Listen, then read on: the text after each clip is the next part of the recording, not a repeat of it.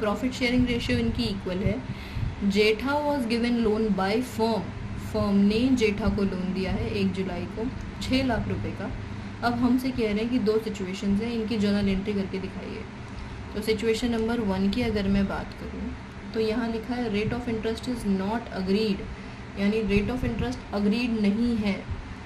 तो आप सोच रहे होंगे कि रेट ऑफ इंटरेस्ट अग्रीड नहीं है तो 6% पर एनम लगना चाहिए, लेकिन आप बिल्कुल गलत सोच रहे हो बेटा। जिन बच्चों ने अब ये बात सोची होगी कि लोन तो फर्म ने दिया है ना, और फर्म लोन देती है और कोई एग्रीमेंट नहीं होता तो कोई भी इंटरेस्ट चार्ज नहीं किया जाता, तो वो बिल्कुल ठीक सोच रहे हैं। यानी पहले वाले में no interest will be charged, ऐसी अंग्रेजी आप लिखकर आ जाओगे, यानी hence no entry will be passed.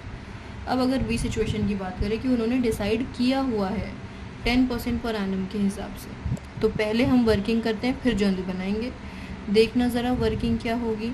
6 lakh का लोन है, 6 लाख पर 10% इंटरेस्ट निकालना है, लेकिन ये 1 जुलाई की बात हो रही है, तो जुलाई से लेकर मार्च तक 9 मंथ्स बनते हैं। जुलाई, अगस्त, सितंबर, अक्टूबर, नवंबर, दिसंबर, जनवरी, फरवरी, मार्च, 9 मंथ्स का लोन निकालना है हमें, इंटरेस्ट ऑन लोन।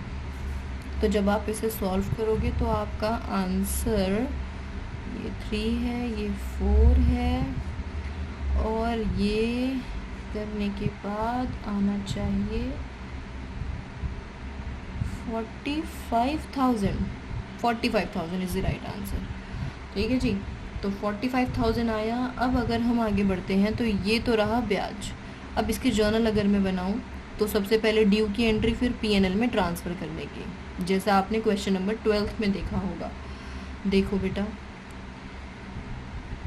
जेठा है अब, यानी 31 मार्च 2024 की अगर मैं बात करूं तो जेठा के कैपिटल अकाउंट को हम करेंगे डेबिट। क्यों?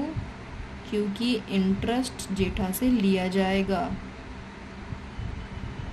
Loan to partner. कितना इंटरेस्ट बेटा? 45,000 रुपीज़ का।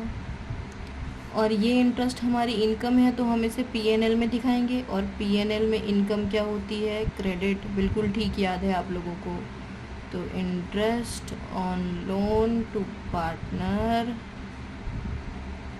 Debited to PNL account 45,000 and 45,000।